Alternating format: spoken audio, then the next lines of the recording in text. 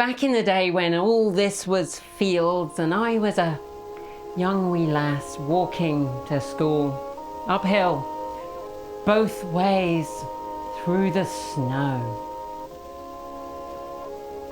Not like kids these days. Anyway, when you bought something, you owned it. You handed over your hard-earned cash, or the bank's pretend cash, whichever you had handy, and you walked away the proud owner of said thing. Or the bank was, I suppose, the owner, but you could at least pretend. And whether it was a book, a computer, or a car, it was yours. And yeah, sure, there might be warranty conditions like you can't put Bisquick in the engine and expect us to fix it. The thing as a whole was yours to tinker with to your heart's content. And I know I'm giving off big shouting at the clouds energy here, but the world now is a different place, one governed by ownership agreements, software licenses and subscriptions. And automobiles are part of the trend of making functions subscribable. So are automotive subscriptions worth it? Let's dive in. Who's laughing now?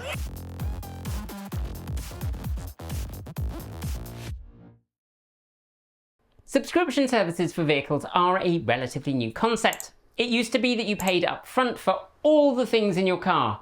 If you wanted heated seats, you paid for them and they were yours. If you wanted the fancy Blaupunkt radio cassette instead of the Automaker's standard FM AM radio, then you forked out the cash for it. Or perhaps like me, because you couldn't afford anything like a new car, you headed down to a local scrapyard to find some spare parts and saw shiny new alloy wheels on a sadly broken Yugo 65A. And then decided against buying them because the insurance company told you that putting those shiny alloy wheels on your Yugo 45A would make it, and I quote, desirable and expensive to insure. They might have said that while they were laughing at me. But cars now really are computers on wheels. Sure, you absolutely need someone with engineering chops and a background of automotive design to get cars to handle right. You can throw all the software algorithms in the world at it and you'll end up with a very quick, very competent, but pretty boring vehicle. But underneath a skin which looks much the same as cars have looked for the past few decades, there lurks an increasing number of computers.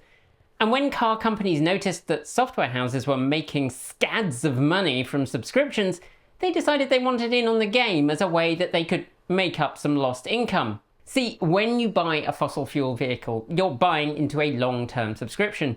Now, after a few years, when the warranty expires, you'll quite possibly go to an independent garage and they might use non-original equipment manufacturer parts.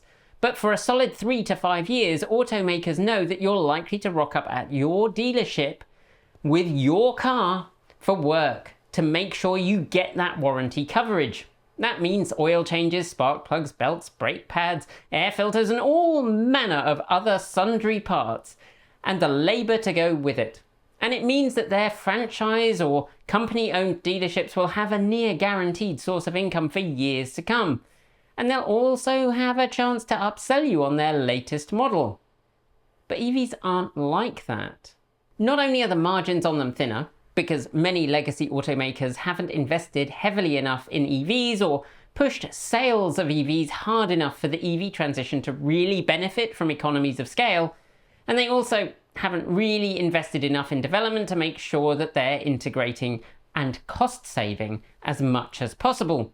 Nor have the majority of them really significantly invested in battery manufacturing or development. You may be seeing a pattern here. Anyhow, so the margins are thinner. So they're looking for ways to make up the difference in profit between the two, and mining your data from driving and flogging it to the highest bidder, along with subscription services and connected services, are all ways that companies can extract a bit more value from the consumer. That's your value that they're extracting, just to clarify. We've seen these subscriptions from every modern automaker, pretty much. From BMW's famously aborted attempt to make heated seats a subscription, to many EV makers' successful model of making climate or other remote start features, a subscription service, to the extended feature sets like theft alerts and stolen vehicle tracking, that all being available on subscription, to Tesla, Ford and GM subscription models for full self-driving supervised, Blue Cruise and Super Cruise features respectively. And we've also seen recently, as sales of FSD have remained, shall we say, lower than Tesla might like, that the company has started requiring a demonstration at delivery, along with 1 month of free taster, much in the same way that Ford and GM have bundled trial periods of Blue Cruise and Super Cruise with their vehicles. But Tesla has perhaps gone further than any other automaker so far. As a pioneer in this market, Tesla famously, for a while, sold vehicles with a software-restricted battery, which, with a payment, could be unlocked to provide the vehicle's full capabilities. It argued at the time that it was cheaper to just throw the standard pack in the car than to make a special, smaller pack. We've also seen companies offering software-based performance upgrades. This isn't really a surprise. For fossil fuel vehicles, reprogramming the ECU has long been a performance-enhancing activity, but usually one that's done aftermarket. With OTA updates and subscription fees, automakers can get in on that game more easily.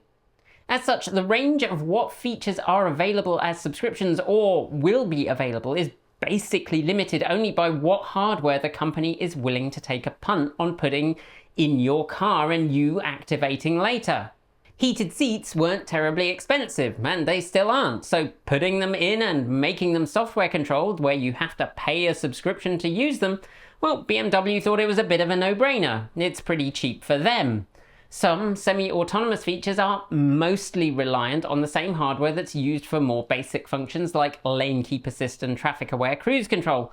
But others require more sensors to be fitted, so it's risky for automakers to fork out for all those sensors and the higher power computers required. But the trick is here that when you're buying a new car, particularly in countries where the MSRP doesn't include delivery and registration fees, you can get a bit of sticker shock at the dealer. I know when I went in to buy our Nero EV, the difference between the MSRP and the price we actually had to pay, and we did pay MSRP, just adding in the tax, the registration, and all the other little tiny fees, the destination charge alone added over $1,000. It was a bit painful. And subscriptions? Well, it might seem more tolerable to tack on a small to medium monthly fee when adding $1,000 on for some feature or other might feel like something you'd skip. Of course, you're paying more in the long run, but brains being easily tricked, it feels like a discount. So let's take a moment to talk about what features are available on subscription. These vary a lot between companies, so this really is a 10,000 meter overview. You really need to look at the specific plans available from your car's manufacturer to work out what's available for your specific vehicle and how much it's going to cost you.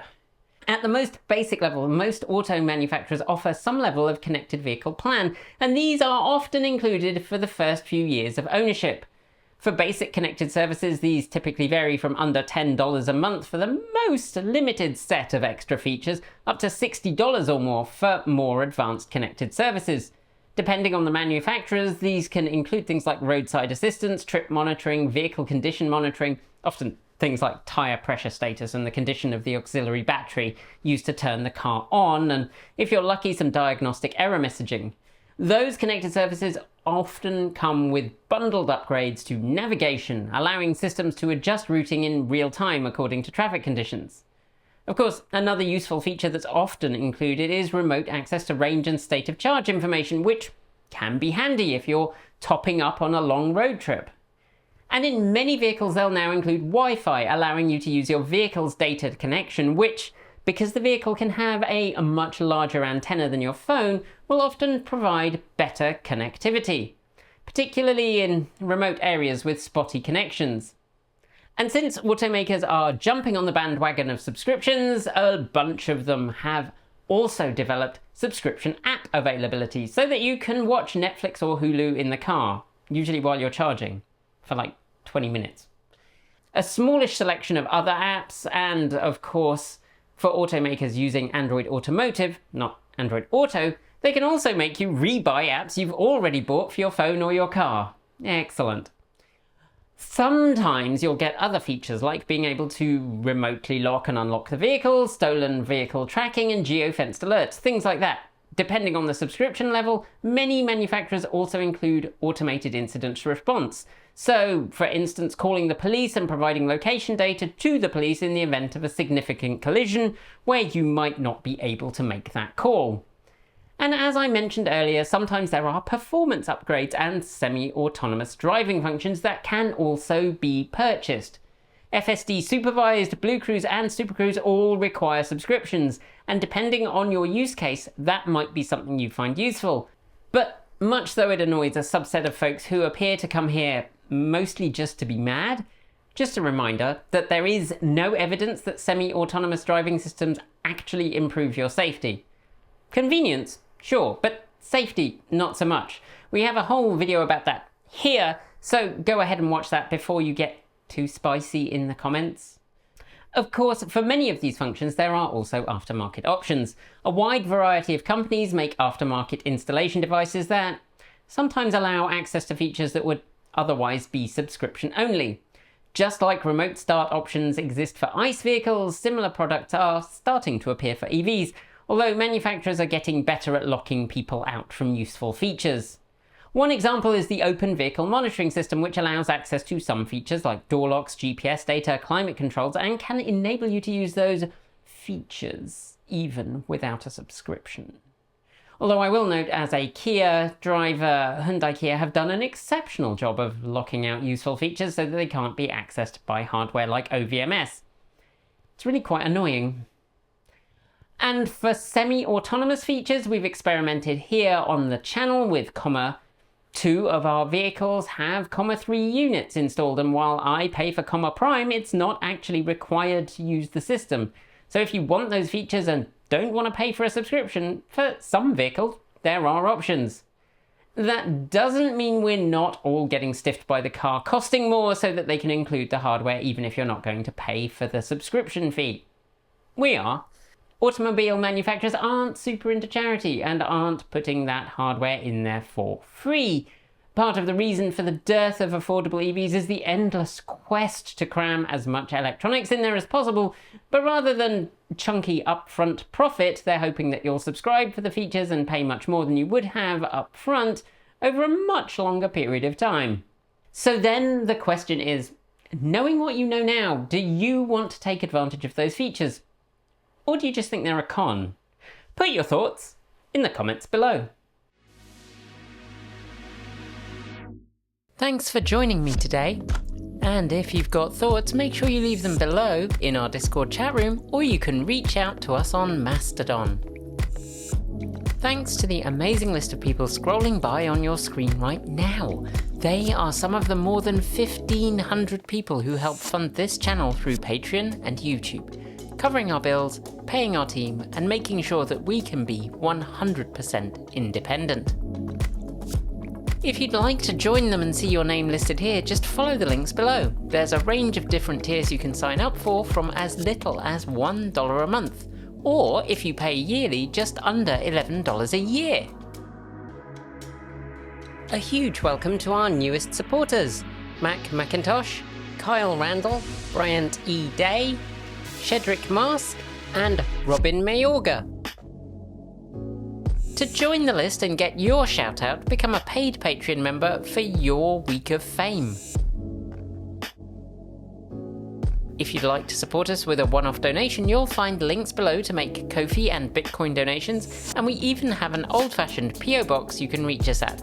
Address is also down below. And if you're in need of some swag, you'll find our swag store in the down below too. This month we're celebrating spring with an amazing t-shirt designed by our in-house artist and animator Erin. It's all about growing your own EV charging with solar power. Get yours today by heading to our Redbubble store. We've got some great content coming up, so make sure you've subscribed on PeerTube or YouTube, and we'll see you soon. We make new videos every Monday, Wednesday, Friday, Saturday and Sunday. If you want more, the mighty algorithm thinks you'll like this video, but we think this one is also well worth a look. See you soon, and as always, keep evolving!